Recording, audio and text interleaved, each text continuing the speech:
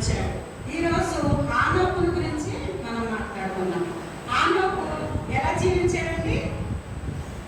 ఎన్ని సంవత్సరాలు జీవించాడు ఆయన? 365 సంవత్సరాలు.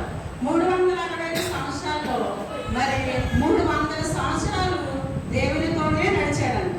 300 సంవత్సరాలు. మనం రోజుకి ఎన్ని గంటలు నడుస్తున్నాం దేవునితోటి?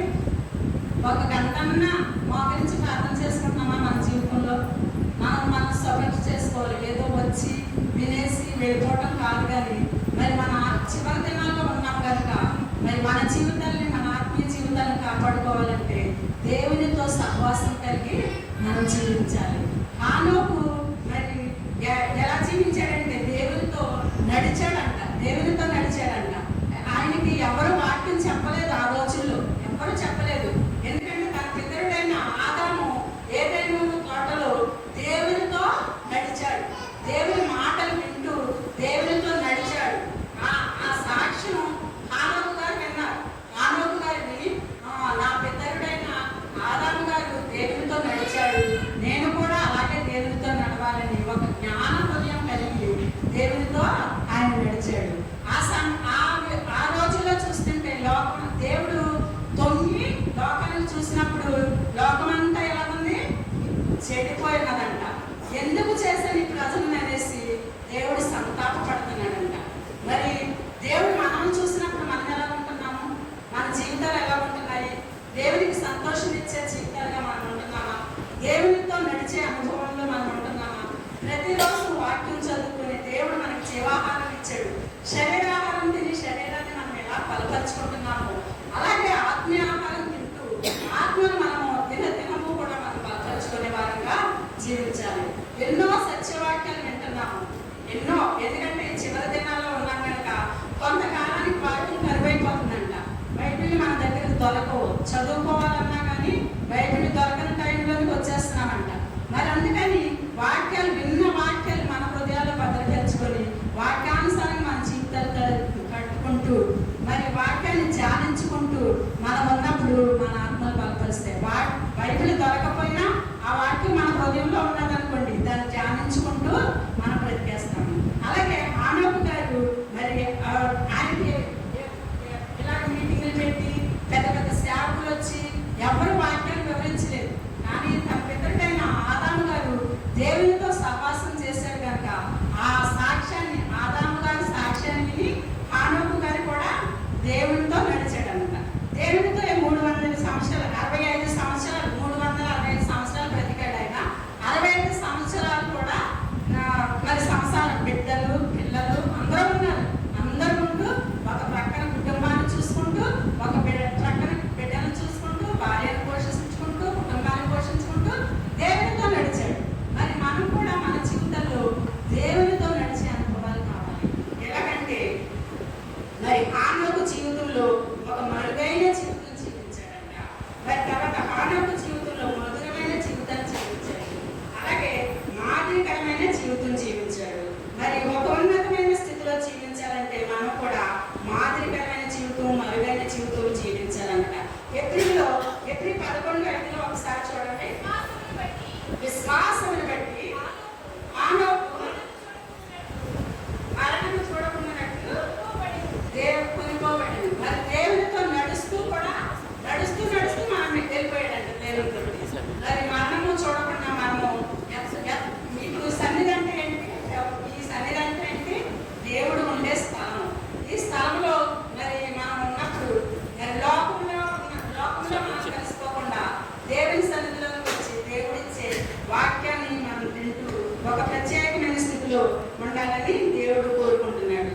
మరి ఆయన విశ్వాసమే ఆయన్ని బలపరిచింది. ప్రతిరోజు కూడా ఆయన మరి లోకాన్ని జయిస్తూ యవనస్తుడిగానే ఉన్నాడు. లోకాన్ని జయిస్తూ దేవుని ప్రేమిస్తూ దేవునితో అనుభవాలు ప్రతిరోజు ప్రార్థన చేసుకుంటూ దేవుని వాక్యాలు వింటూ మరి భూమి మీద ఉన్న ప్రజలందరూ చెడిపోయినప్పటికీ మరి ఆయన ఒక్కడే ఒక ప్రత్యేకమైన స్థితిలో ఆయన జీవించాడు. మరి మనం కూడా అలాగే జీవించాలి. అల్పకాల పాపభోగాలకి మనం లోబడిపోకూడదు. మరి మోషే కూడా ఏం చేశాడు? అల్పకాల పాపభోగాలకి లోబడుకోకుండా లోకానికి వేరే ఆయన జీవించాడు.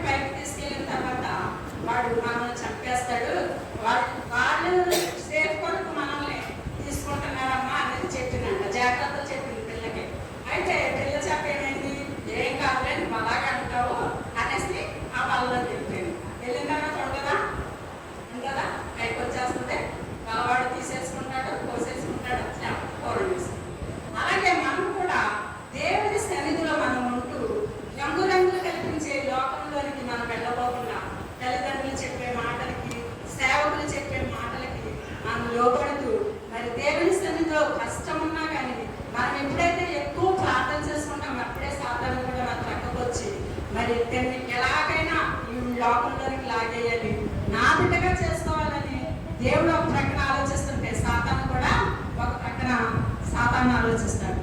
మరి రంగురంగుల లోకంలోని లోకాశలకు మనం గురైపోతున్నామేమో ఒక్కసారి మనం ప్రశ్న వేసుకొని, మరి నీ సన్నిధిలోనే మాకు సంతోషం కలుగుతుంది, నీ సన్నిధిలోనే మాకు నెమ్మది కలుగుతుంది అనేసి మనము దేవుని సన్నిధిలో మనము ఒక ఉన్నతమైన స్థితిలో ఉండేలాగా మనం సిద్ధపడాలన్నమాట.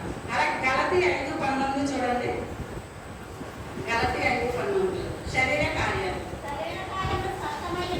శరీర కార్యాలు స్పష్టమైనవి, అవేమనగా జారత్వము, అపవిత్రత, కాముకత్వము,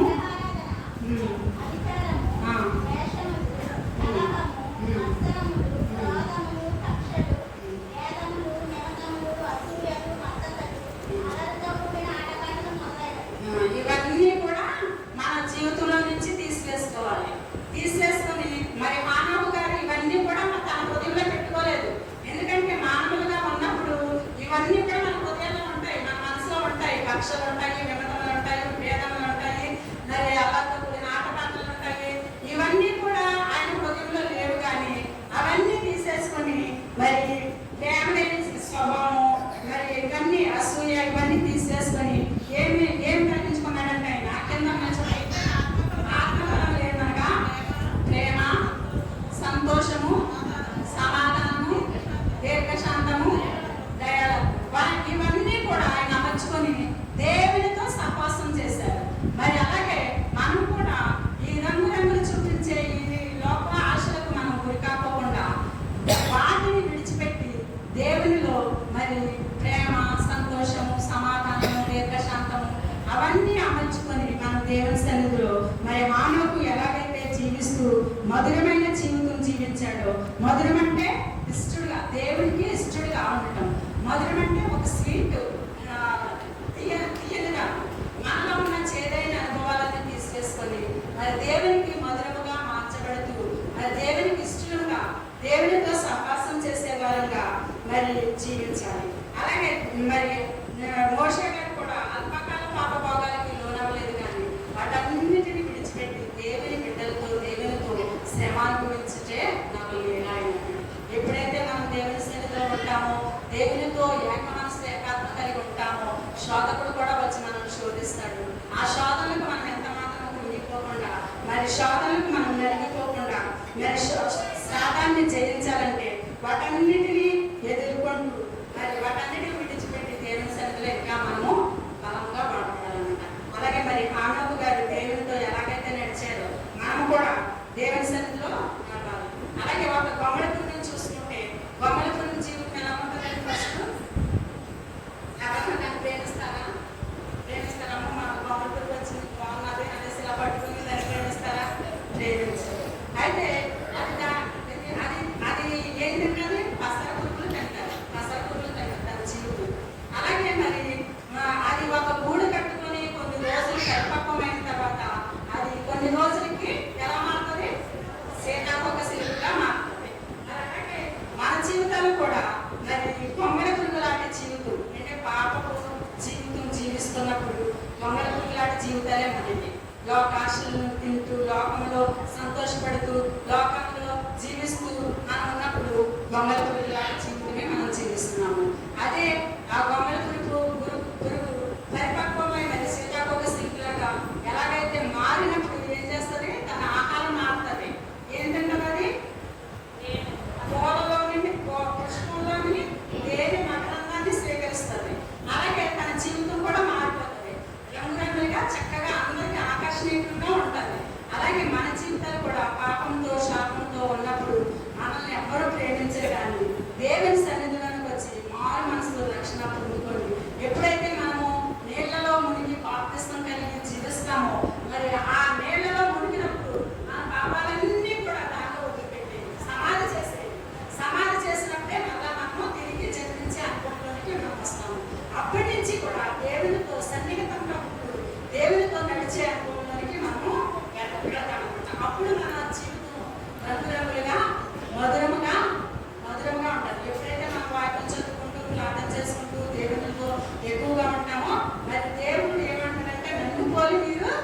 తెచ్చుకోండి అంటారు. మనల్ని చూసినప్పుడు అమ్మో వీళ్ళు నిజముగా దేవుని బిడ్డలే అనేసి మరి లోకం మనం గుర్తిస్తుందా? లోకంలోకి వెళ్ళినప్పుడు లోకంలో ఏకమైపోయి మరి వాళ్ళతో సమానంగా ఉంటే మనకి వేరే ఇదేమి ఉండదు కదా. ఒక ప్రత్యేకత ఉండదు. ఒక ప్రత్యేకమైన జీవితం జీవించాలంటే హానోకు గారు ఎలాగైతే దేవునితో సన్నిహితంగా జీవిస్తూ మరి దేవునితో అంటకట్టబడి జీవిస్తూ మరి ఎలాగైతే మధురమైన జీవితం జీవించారో, ఎలాగైతే ఇష్టడుగా ఆయనకి జీవించారో, మరి లోకమంతా చెప్పినప్పుడు మరి ఆయన తొంగి చూసినప్పుడు హానోకు గారు ఒక ప్రత్యేకమైన జీవితంగా జీవించారు. అలాగే మనం ఈ లోకంలో ఉన్నప్పుడు లోకాశలకు గురి కాకుండా, లోకంలో మనం కలిసిపోకుండా ఒక ప్రత్యేకమైన స్థితి జీవిస్తూ మరి దేవునికి ఇష్టంగాను దేవుడు ఆకర్షించుకునే బిడ్డలుగా మనం జీవించాలి. ఎక్కడున్నా కానీ మీరు నిజంగా దేవుని బిడ్డలని మన లోకం గ్రహించేటట్టుగా మనం బ్రతకాలి. అప్పుడే మన ఆత్మీయ జీవితం కూడా అభివృద్ధి